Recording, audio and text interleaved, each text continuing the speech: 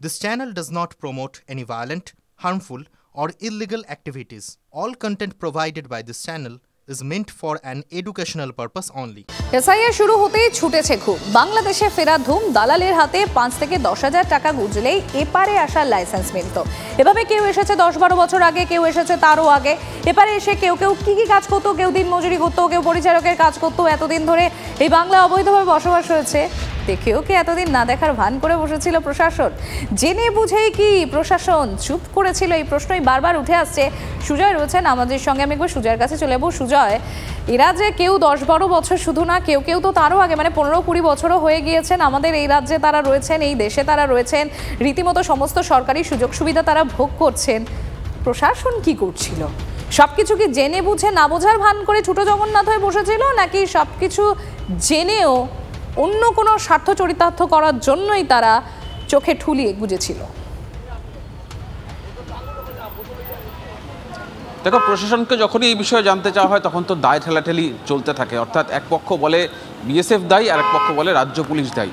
আমার এই মুহূর্তে লোকেশনটা তোমায় জানাই, আমি হাকিমপুর সীমান্তে রয়েছি। আমার পেছনে যে বিশাল সুবিশাল ধান ক্ষেত, এবং ধান ক্ষেতের কিছুটা দূরে আমার সহকর্মী রজত দেখাবে, কিছুটা দূরে বিএসএফের আউটপোস্ট রয়েছে।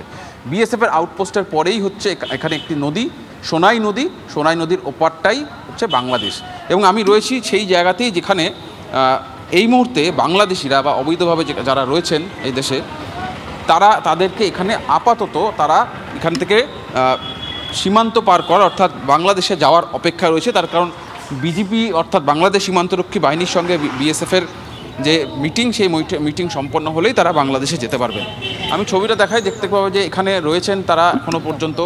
সেই প্রায় গত 2 থেকে 3 দিন ধরে এই মানুষগুলো এখানে রয়েছে, খোলা আকাশের নিচে রয়েছেন। তারা প্রত্যেকেই কিন্তু বাংলাদেশ যাওয়ার অপেক্ষায় রয়েছেন। এটা যে ছবিটা দেখাচ্ছি, এটা মূলত হোল্ডিং সেন্টারের ছবি, যেটা বিএসএফ ক্যাম্প যে রয়েছে, বিএসএফ ক্যাম্প বা আউটপোস্ট, বিএসএফ আউটপোস্টের একদম লাগোয়া।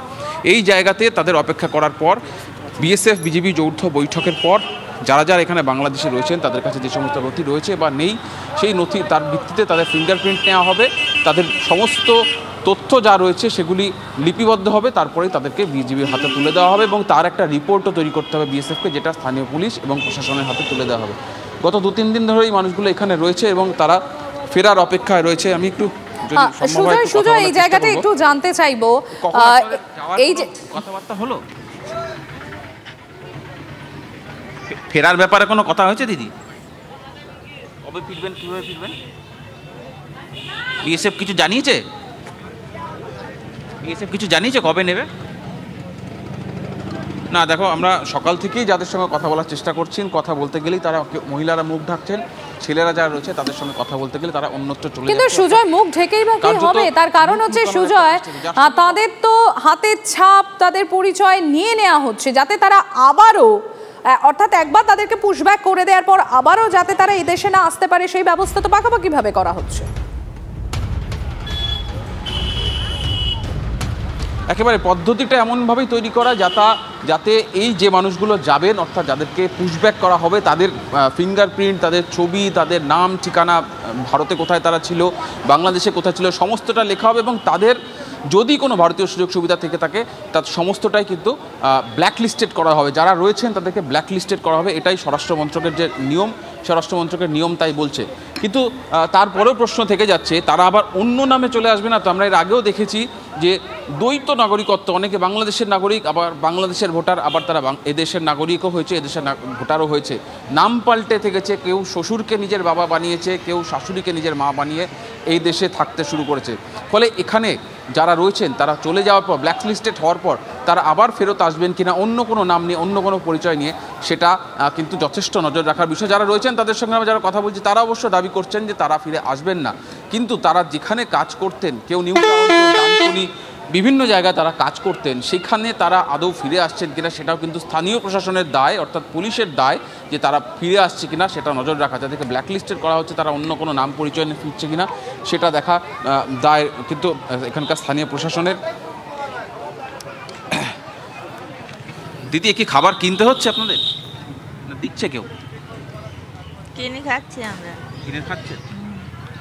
তো এখানে কতদিন ধরে রয়েছেন খোলা আকাশের নিচে? ওইদিকে সরে না, হ্যাঁ, বলে আর বলবো না কিছু, আর ভালো লাগে না। আপনাদের ভোটার কার্ড হয়েছিল? না। বাংলাদেশে কোথায় বাড়ি দিদি? বাংলাদেশে কোথায় বাড়ি ছিল? কোথায় বাড়ি ছিল বাংলাদেশ? এখানে কোথায় থাক? দেখতে পাচ্ছ যার সঙ্গেই কথা বলার চেষ্টা করা হচ্ছে তারা কিন্তু প্রত্যেকেই নিজেদের নাম পরিচয় লুকানোর চেষ্টা করছেন। দৃষ্টিহীন, কথা বলতে পারেন? হ্যাঁ, আপনি কোনার মা? হ্যাঁ। কবে এসেছিল ছেলে? আমরা অনেক দিন এসেছি। কতদিন? 20 বছর। 20 বছর ভারতে? তাহলে তো আপনার ভোটার কার্ড আধার কার্ড আছে। আমাদের কিছু নেই। লক্ষ্মীর ভান্ডার কিচ্ছু নেই আমাদের। কেন দেয়নি? আমাদের ডকুমেন্টস না থাকলে কি করে দেবে? ডকুমেন্টস না থাকলে লক্ষ্মী ভান্ডার আবার কে দেবে? আপনার জন্ম কোথায়? আমার জন্ম বাংলাদেশে। আমার চোখের ডাক্তার দেখানোর জন্য এখানে আসা হয়েছিল। 20 বছর ধরে আছেন? হ্যাঁ। 20 বছর ধরে আপনার ছেলে রয়েছেন চোখের ডাক্তার দেখাতে? আমরা এসেছিলাম, ডাক্তার দেখাইছি, এই ডাক্তার ওই ডাক্তার পাল্টাপাল্টি করে বয়তে। 20 বছর লেগে গেছে? হ্যাঁ, তা সুরাইয়াত যেতে পারিনি বয়সে, এখন বর্ডার খুলে দিয়েছে তাই বাড়ি যাচ্ছে। 20 বছর ধরে এই ডাক্তার ও ডাক্তার হচ্ছে? ডাক্তার দেখাইছে আর এই জায়গায় এমনি থাকছিল, আর বাবা কাজ করছিল। কি কাজ করে? ও যখন যা পায়, জোগাড়ের কাজ, রঙের কাজ, জোগাড়ের রঙের। কোথায় সেটা? ডানকুনি। আপনার ডানকুনিতে থাকতেন? কি বাড়ি ভাড়া নাকি? না, বাড়ি থাকতাম। এখানে 20 বছর আগে আসছিলেন কি করে? সুরাই এসেছিল লোক যেরকম আছে, আমরা এরকম এসেছিলাম দালাল ধরে? হ্যাঁ। 20 বছর তো নিশ্চয়ই অনেকবার বাংলাদেশ গেছে? আমরা যাইনি। কেন? আত্মীয় স্বজন আছে তো? আসে, একবার গেছিলাম, চলে এসেছিলাম। কি করে গেলেন, কি করে আসলেন? ওইরকমই গেছি, এসছি, আর বলতে পারছি। দালাল ধরে বর্ডার পার করে? আচ্ছা দিদি, এখানে আপনার রেশন কার্ড হয়েছিল? কোনো কার্ডই নেই আমাদের। কেউ করে দেয়নি? আবেদন করেছিলেন? না, আমরা কি করতে পারবো? আমরা বাংলাদেশের লোক, বাংলাদেশ ফিরত যাওয়ার কার্ড করে কি করবো? অসুস্থ হলে হাসপাতালে যেতেন না? হ্যাঁ, হাসপাতাল তেমনি ওষুধ আনতাম, কিনে খেতাম। তখন আপনার ওখানে তো নাম লিখতে হতো? তার নাম লিখছি। যে কি নাম আপনার? আমার নাম বিউটি। বিউটি? আপনি এখানে কি কাজ করতেন? আমি কোনো কাজ করতাম না। লোকের বাড়িতে কাজ করতেন, পরিচারিকার? না। দেখতে পাচ্ছ অদ্ভুত দাবি। 20 বছর ধরে বলছেন ভারতে রয়েছে, ছেলের চোখের সমস্যার জন্য ডাক্তার দেখাতে এসেছিলেন নাকি 20 বছর ধরে। 20 বছর ধরে এই ডাক্তার ওই ডাক্তার ঘুরেও ডাক্তার পাওয়া যায়নি, ফলে এই দেশেই থেকে গিয়েছেন এবং তাদের দাবি তাদের কোনো ভারতীয় নাগরিকত্বের পরিচয় নেই। এবং যাদের সঙ্গেই কথা বলার চেষ্টা করছি আমরা, যে কজনই রয়েছে তারা প্রত্যেকেই কিন্তু নিজের নাম পরিচয় গোপন করছেন এবং তাদের দাবি যে তারা বেশ কয়েক বছর ধরে এখানে এসছে। এবং এখানে এই যার সঙ্গে কথা বললাম, বিউটি, তিনি স্বীকারই করে নিলেন যে তিনি চোরা পথে এসেছিলেন, অর্থাৎ সীমান্তে বাংলাদেশ যে সীমান্ত সেখানে লুকিয়ে তিনি এখানে এসেছিলেন। এবং তার মধ্যে আবার এই গত 20 বছরে তার দাবি অনুযায়ী তিনি বাংলাদেশেও গিয়েছেন, চোরা পথেই তাকে যেতে হয়েছিল। সম্প্রীতি। ধন্যবাদ সুজয়।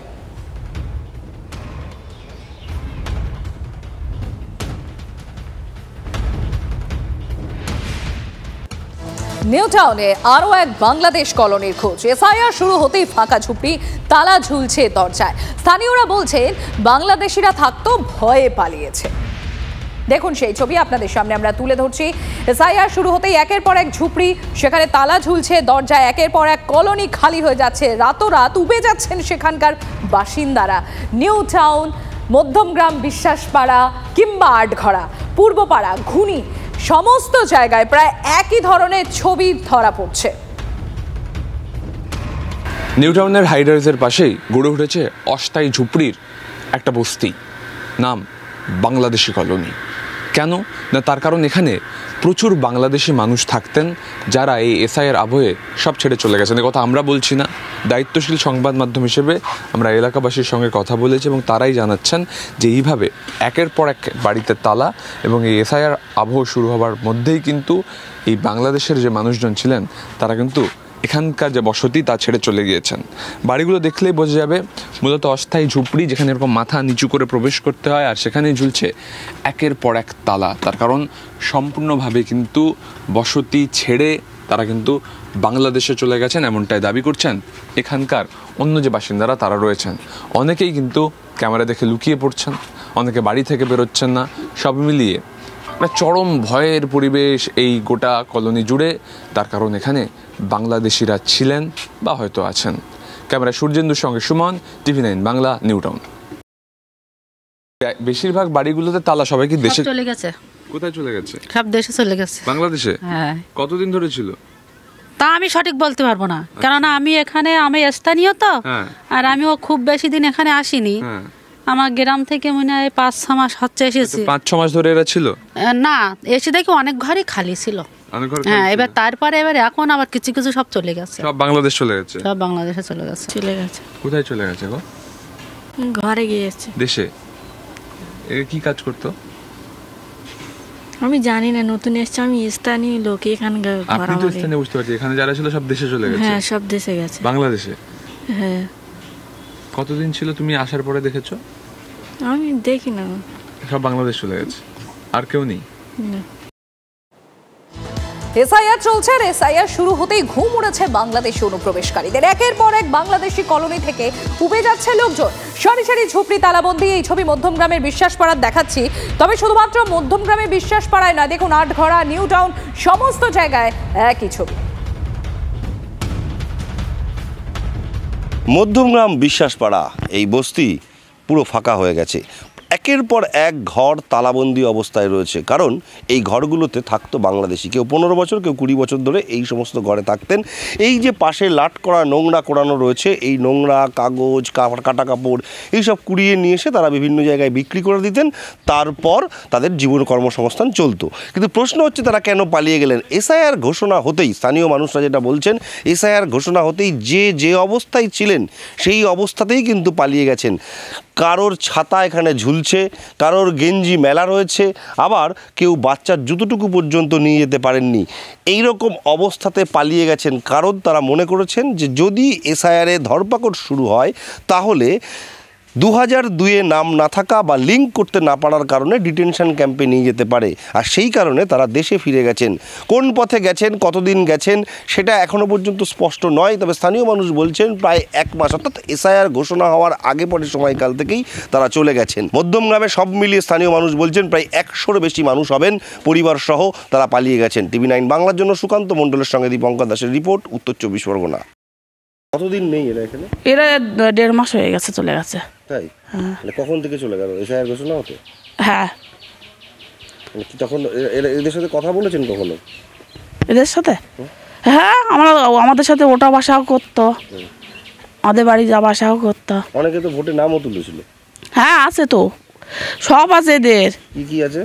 আধার কার্ড আছে, রেশন কার্ড আছে, আই কার্ড আছে, কিন্তু 2001 সালে 2 সালের নেই, তাই চলে গেছে ভয়তে। ভোট দিত এরা? হ্যাঁ। লক্ষ্মী ভান্ডার? হ্যাঁ, লক্ষ্মী ভান্ডারও আছে। চলে গেল কেন? ওই ভয়তে, এই এনআরসির জন্যে বলে ধরে ক্যাম্পে দেবে, তার জন্যে তারা বাংলাদেশে চলে গিয়েছে। কেন? ওই এসআইআর ভয়ের জন্য। এইখানে তো ওরা ভোট দিত। হ্যাঁ, 2002 সালের মনে হয় কাগজ নেই বলে তাই চলে গেছে। আমি মেয়ের বাড়িতে ছিলাম, আমি এসে দেখি সব চলে গেছে। বাংলাদেশ। কেন? বাংলাদেশি লোক ওরা। এখানে কি করে থাকতো? এখানে তো থাকতো, ওরা ওইসব কাগজ কুড়োতো, থাকতো, ওইসব করে খেত। এরা চলে গেছে মোদী সরকারের যে সিএ করেছে এর জন্য চলে গেছে। এসআইআর হয়েছে? হ্যাঁ, তারপরে চলে গেল। হ্যাঁ, রাত্রে আমরা সকালে উঠে দেখি কোনো লোকই নেই, নড়ে না চড়ে না, কুকুরও নেই। লক্ষ্মী ভান্ডার পেতো এরা? হ্যাঁ। লক্ষ্মী ভান্ডারের নাম তুললো কি করে? সেটা তো আপনারা ভেবে দেখুন না কিভাবে করেছে। পয়সার মারফতে দালাল দিয়ে করেছে। ভোটার লিস্টে নাম ও দালাল দিয়ে করেছে। মানে এরা সব বাংলাদেশি, কিন্তু এখানে ভোটার লিস্টে নাম তুলে নিয়েছে। হ্যাঁ, রেশনও তুলতো। রেশন তুলতো? হ্যাঁ। এইগুলো করতো, আপনারা তখন কিছু বলেননি? আমরা কি বলবো? আমরা বলতে গেলে এখানে পার্শ্ববর্তী দালাল বড় বড় হুমড়ো চুমড়ো আছে, তারা প্রেশার দেবে। এখনো পর্যন্ত ঠিকাদার আছে। ভোট দিত এরা? হ্যাঁ, 2025-এ ভোট দিয়েছে।